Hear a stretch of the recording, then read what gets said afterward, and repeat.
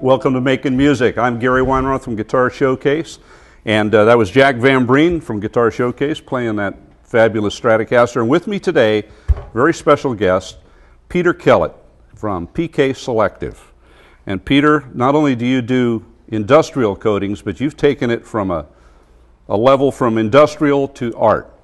And some of the things that you've done are, well, the world's only metal Les Paul we have here, which is cool, and the Harley-Davidson Prototype, which I have right here. If we can get a close-up on this, this one is one this is probably the rarest guitar on the face of the planet right now. The Harley-Davidson Strat was, when it came into production, was originally a little different than this. Actually a little flashier, kind of. You had some gold on the pick guard down here in the emblem. But these are made out of aluminum and chrome-plated aluminum, and then some of the things, like for instance, all the black and everything, are anodized. That's anodized, yes. That's anodized. Now, tell me, how in the world do you do what you do? I mean, for instance, this guitar right over here, the Aloha, yeah, that's how it kind of starts out, and then you have an artist do the etching, or rather the engraving. Engraving on these, yeah. Okay. Fender did the engraving on this. Fender did the engraving on that. And then you take it from that and turn it into that, like this Flamingo Strat right here. Right. And so if we can get a shot of that one, pick that one up, Peter. That's got to be one of the most beautiful guitars on the planet. Can you get that one? That's a real beauty. Yeah, gosh. So tell us what it takes to convert just the raw aluminum to that, and what exactly, first of all, let's talk about what is anodizing. It's not plating. Anodizing is actually a process where crystals, pores grow into the aluminum, and they grow out, and they have, you can color the pores at that point. So of the metal. Yeah, here we used airbrush in hand painting to get these effects. Okay. And the colors then soak into the metal coating. So you put some sort of masking on here, some sort of, or how do you keep it from going everywhere? I mean, there's lots of different techniques. This one here, we had a mask. Traditional airbrush technique is where you cut out the design and it masks the rest of the guitar. Then they use their airbrush on only the design part. Only on the design part. And then here it was free form airbrush, and then this was hand painted right here. Okay. Same on the back. So you had to completely go in there by hand. So how many hours I think this took 24 hours because to start out with, the whole body is polished. Right. And then we mask it all off and bead blast it. And then we have to etch the bead blast, and then we anodize it and do the coloring. So it started yes. like this? Yes, all right. Polished? Like this one right here. Like this one right here. Okay, and then you have to, now why do you have to bead blast it?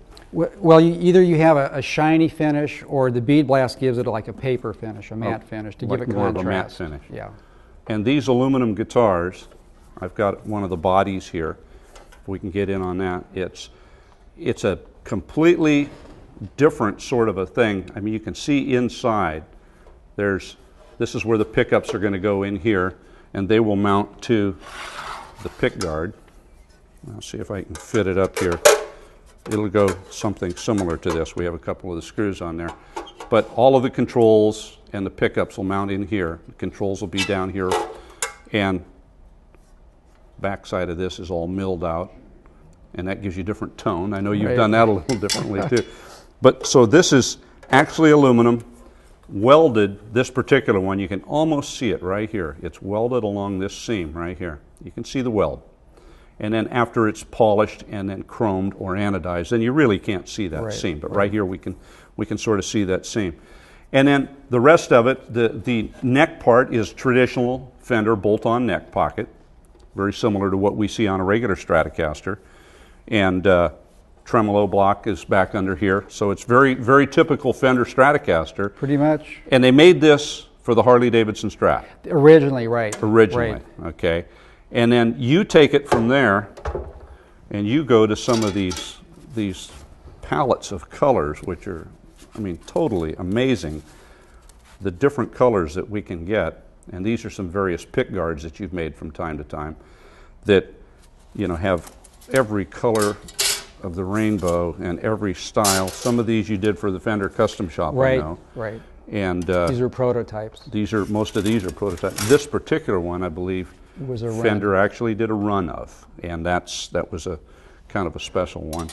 So to make all of these things happen, what does it take? Do you do metalworking at your shop too? I mean, do you actually stamp these out? Or no, you I have had them? those stamped out. You had them done. Stamping house. And how? So there's a company that actually takes the template that you hand them. Right, and they'll stamp those out for you. Fender also made a lot of them, stamped them out for me also. They did. And they have their own aluminum pickguard that they have stamped. Right, the old Fender, like the old anodized. Actually, that was anodized, Right, wasn't it? Exactly, yes. Is that kind of where you got the idea from? The pretty much, yeah. Was yeah, it from yeah. the old Fender? Yeah, I knew they did that. I knew that Leo really liked the Fender guard, and so I sent them down some samples of sheets, and they punched them out. And a derivative of this, isn't it? And then it took off from there. It's kind of a derivative of this one. This is Right. shinier. The other one was more of a matte finish. Had a grain finish. And if we look at it, it actually has the Fender Custom Shop logo over there in this far corner over here. Now, Peter, if that's missing at the end of the day, don't look at my guitar, okay? Oh, okay. Yeah, this particularly is, like that This one. is beautiful. This is. Yeah, I almost didn't bring it. I thought it was too plain, but No, it's an Simpler, understatement. yeah, I know it is, yeah, I think yeah. it's great. Well, now you do industrial coatings. I know I've been to your shop. I saw paintball guns. I saw computer test equipment that was anodized, all kinds of things. And then you do art. I don't know if we can get in on this large anodized piece back here, but it's a large piece of aluminum. It's just behind those guitars, and we can see most of it. And so you have a website, and it's called Peter Kellett Art. PeterKellettArt.com. Okay, and you do other than guitars. You do that sort of thing, and then you further do this sort of thing, which is quite a story in and of itself. Is that a story we can tell on television, or is that will that get you in trouble? I'll get a modified version. Okay, I'll let you tell the story. This is Jimmy Page, and this actually has the Gibson logo on it down here. Tell us the story, the modified version of this story. Modified version is I was down at the NAMM show and I showed a painting I'd done of, I think it was Carlos Santana, to Mike McGuire of the Custom Shop, Gibson Custom Shop, and he brought over Jim Gambar, who immediately said, "I'll take 25 for the Jimmy Page guitar," where Jimmy signed the guitar and played it. And so, long story short, I made up 25, gave him a good price because they were promoting the new art medium. And when it came to each piece was signed and numbered, corresponding to the guitar, each guitar. And when they finally gave the guitar out, they didn't send the pieces for some reason. It was nixed at higher levels, from what I understand. So it just never happened. Never happened, and no real good reason, but just never happened. So they've got 25 in a warehouse somewhere, and they are really nice pieces. And they're similar to these. Exactly. Yeah. Same And those. now Each one has a different color. Each one is different, Is and different. that's something I'd like to point out. These two are the exact same picture, but look how different they are, showing the rich medium. I mean, it's just tremendous difference in color. Now, how do you do these? I mean, are these something to do with an airbrush, or? No, those are pretty much all done by hand. I hand color them first, and then we will screen on a mask, in this case, to protect the colors. Mm-hmm. And then I'm able to bleach out where the whites are in there, bleach those colors out, which then it's like a photographic process in a way. It kind of develops in front of your eyes. So I just lay down colors, random colors anywhere I want, mask it off, and then screen on a resist and leach out the colors to different intensities. And then this one here, I bleached out the colors and I overdyed the whole thing red. So beautiful. Here it's red and over there it's clear. And so when you say you put something on it to mask out the other colors. Right. It's a resist. It's resist. Is that some sort of a chemical that keeps the anodize from sticking, or? I suppose you could call it a chemical. It's a screener, silk screeners. Oh, it is? Yeah, so Okay. it's like a mask, basically. Oh, like, okay. It's a mask. And it resists other chemicals and protects the piece when it goes through the tank stripping colors out. It protects those colors. Right. So they don't get leached out. Okay, now once these finishes are on the aluminum, how tough are they? Are they part of the metal, or are they just a thin surface coat? It's a thin surface coat, maybe a thousandth of an inch. Okay. So you have to take care of them. I mean, I think it's better than paint, but you can scratch through it. There is another anodize, hard anodize, where you'd wear your belt buckle down on the hard anodize, but this is a soft anodize. And you do that because of the art medium? It's right, easier to right. work with? The hard anodize doesn't color well at all. It doesn't? Yeah. Okay, and what does that do? Actually go inside the metal? Same thing, deeper? it's the same process done at lower temperatures. Okay. It makes it harder. Well, let's talk about this process a little bit. So chemically, I mean, you must understand all of this, but I mean, I'm sure our viewers would like to know, what does it take? I know you had, in your shop, you had these great big tanks, and you had electrodes, and there was humming and noise going on. Is there acid in those tanks? I mean, what's in those tanks? There's sulfuric acid, maybe 9 to 13% sulfuric acid, and then we have special additives that we put in there. We have a very hybrid system, which gives us probably the best color in the world for anodizing. That's why the guitars look so vibrant. We've got a special high temperature. The higher the temperature, the clearer the coating. I see. Certain alloys, when you anodize, maybe it will have a gray tone to them or yellow. And the higher you raise the temperature, the clearer it is. So when you put your color in, it's much brighter. And we have a system that's quite a bit higher temperature than other systems, and so it comes out beautiful colors. So you've kind of pioneered this high temperature system, and well, yes and no. There was a little mad scientist we found who had this system. We put it in, and we've modified it a little bit, but it's a state-of-the-art system. It's really good. So at PK Selective, you do the stuff that you do for industrial coatings is not necessarily as pretty as all of this, but or can it be? Occasionally. Okay. Normally, it's not. What sort of stuff do you do for Silicon Valley companies? We will, we'll do anything that's aluminum, to semiconductors, pregnancy testing machines, you name it. If it's Really? aluminum, we do it. I mean, all those colored tags and things that you see on medical equipment, you can do We those? do that. We do a lot of medical equipment, right? Right. Because it's robust and it's clean and it's... It's clean, it protects the aluminum, it's a cosmetic finish. It's non-electrically conductive. Oh, it isn't? Right. Oh, so this is actually an insulated finish? Yes. Really? Yes. Oh, well, that's important. Yeah. Yeah. If you look on the back on the pick guards, on some of them we've blasted off an area, not that one, for the contact, because on the guitars you need the electrical contact. Uh-huh. So with the anodize on here, it won't get a ground. Right there. So that's what I this did is- to some of them, so okay. they can have contact. So that the pots will ground and Right, the switch right, will ground, right, and then you right. can ground the pickups Yes. to that. Okay, because the rest of this won't conduct. Right. I didn't right. know that. Yeah, That's yeah. interesting. Okay. In fact, you can make it conductive if you put silver. When you seal the part, you can put silver salts in there, which silver is conductive. So that's a kind of a hybrid. That's pretty costly, though. Yeah, I would think Yeah. so. I don't know anybody who uses We it. wouldn't want to go there. Well, now tell me about this beauty that Jack has got in his hand. Well, That is You a got a better gorgeous angle there. guitar. Okay, this has got to be one of the most beautiful guitars on the face of the planet.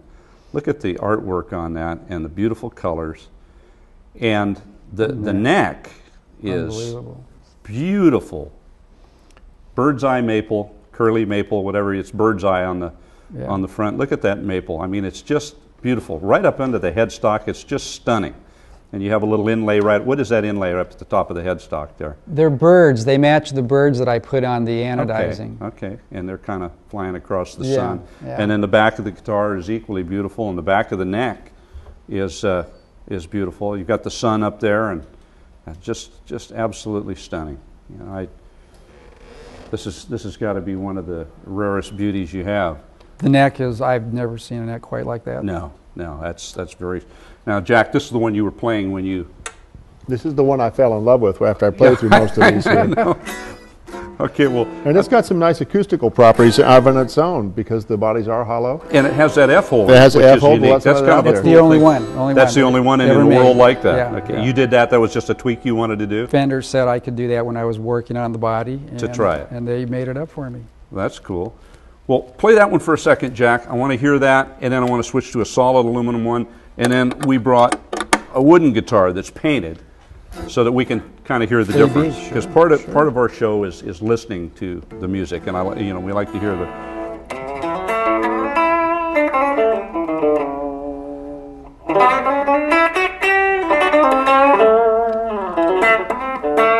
Turn it up a little.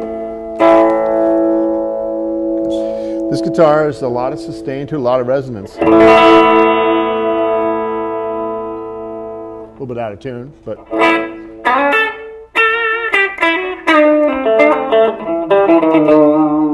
this guitar is also equipped with the lace sensors, which was one of Fender's first noiseless pickups, and they're a little bit thicker, punchier pickups. So this guitar would really work well, particularly in a trio situation like a Stevie Ray Vaughan kind of a thing. Right. But Well, nice. let's hear that. Now that one. What else have we got with the same basic pickups, but Well- that's solid without the F-hole? Oops. There are no solid aluminums. Well, But I mean without the F-hole. why don't you take that? How I about the get it. flamenco? 'Cause This one right here. Yeah, Did what a did beauty. try that? Maybe out of tune. we can fix that in a hurry. Okay.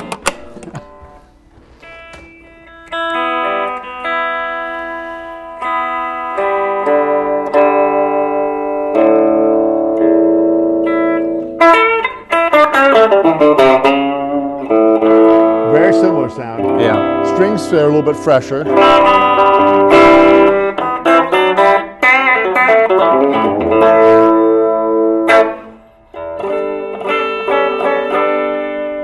Also very nice.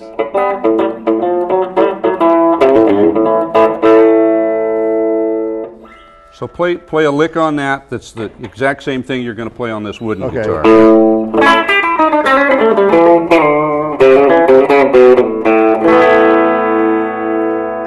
Not particularly astonishing lick, but Okay, now this guitar, even though it's painted, and we'll talk about that in a minute, is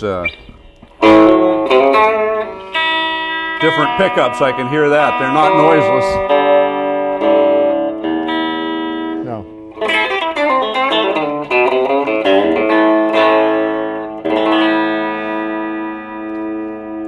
Now it's a different tonality entirely. Now, a large part of that is this is the Fender traditional Make buzzy yeah. single coil pickups. Noisy pickups. So they're right. not quite as thick as the lace sensor. But that gives you that bite sound. Okay, this has the same pickups. Let's try that guy now. yeah. There we go. I have a curiosity about that neck. Is a maple neck, but painted, so That can affect the tone. exactly so. That sounds great. Yeah, Very similar tone. So it's, Yeah. the differences are more in the pickups, than they are in that body. which is counterintuitive to my experience. But Now, how about sustain? When you crank that up, and on a blues lick kind of a thing. give it a little bit more More punch to it. gain, yeah.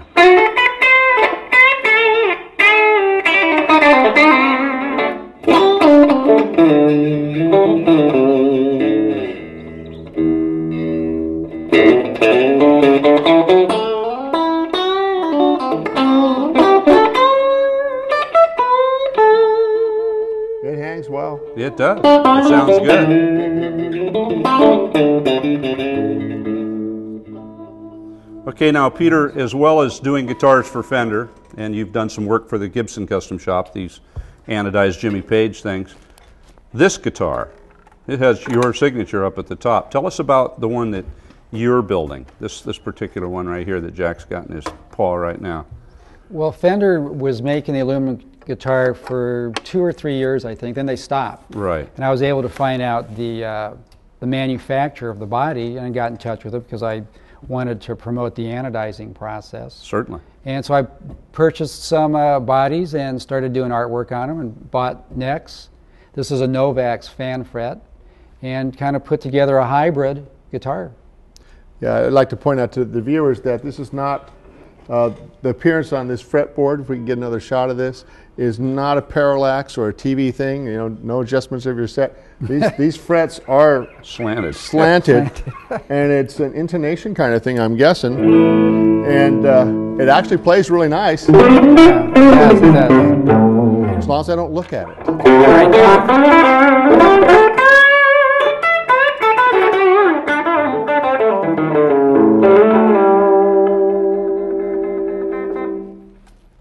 That's very cool. Now, I know at Guitar Showcase we've sold some of your anodized guitars from time to time for you, and then when Fender was making them, is this the one of the typical ones that Fender did the bodies on, this red one here? Yes, I did 6 in that style. It was one of the first 20 I ever did for them. Okay, so and then they picked one style, and I did another 30 that of those. kind of matched this. Yeah, it was in a pickguard. green. It was identical to that, but it had Yeah. a green Okay. green tones to it instead of the red. And these guitars were available for a while from Fender dealers. I know we Right, did yes. at Guitar Showcase. We sold them. We ordered them from Fender and actually sold them. So that was kind of interesting too. So tell me about what you're doing as far as art now in the future. What I know you've got some ideas about some of this stuff that you want to do, and you're involved in music too. Now you did a CD, or you've been working on a CD for how long now? 25 years. 25 years. Okay. Started out about 25 years ago, and hired some really good musicians in the area.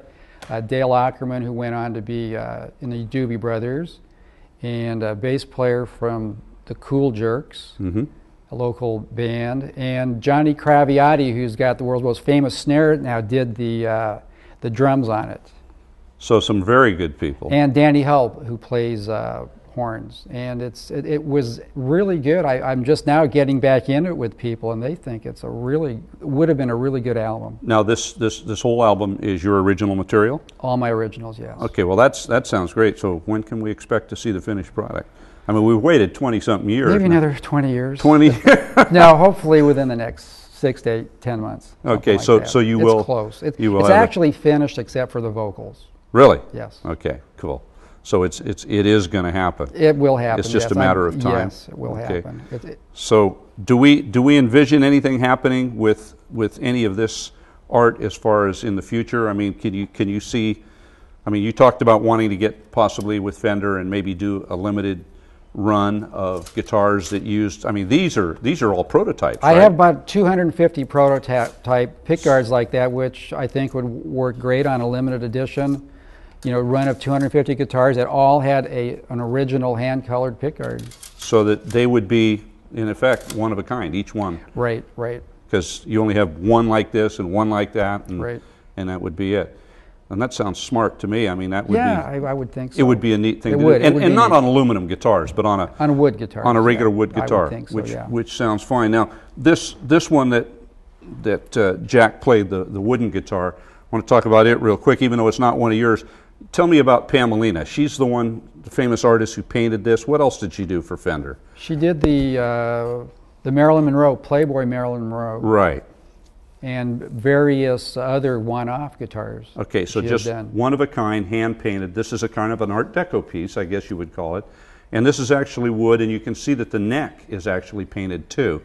And it's kind of feels a little different, Jack. You said it's probably a maple neck, and then the back side of the neck is all painted also, and right on up to a very unique headstock and Fender custom shop. So it's kind of a cool guitar. So do you envision something like this with one of your pick guards on it, or do you envision something that's just a regular Stratocaster in black or white or something like that? Yeah, I think if you had a colored body, they would clash. I see. Unless it was color coordinated, right. It would start to clash. Yeah.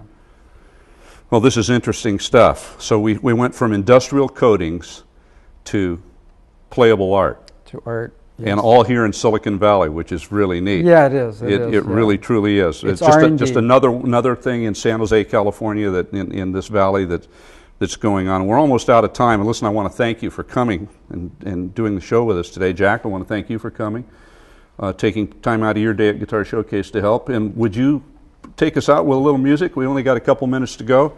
Let's hear some. Oh, which one? Can I say one more thing? Absolutely. I'm talking to Hard Rock Cafe about doing their Biloxi hotel and their new hotel lines coming online with their art for their rooms and so you might do some of that? Okay, so there was the future that we were... Right, that's the future. Right. Cool, cool. And in anodized aluminum? In anodized aluminum, right. Nothing wrong with that. No, I love it. That would be a big project. It would be. It would be really big, and I'm up for it. You are? I've been waiting a long time. Yeah, it's time to be recognized. Yeah. Well, we're doing that here today. Great. Once again, thank you. Thank you. Let's hear it.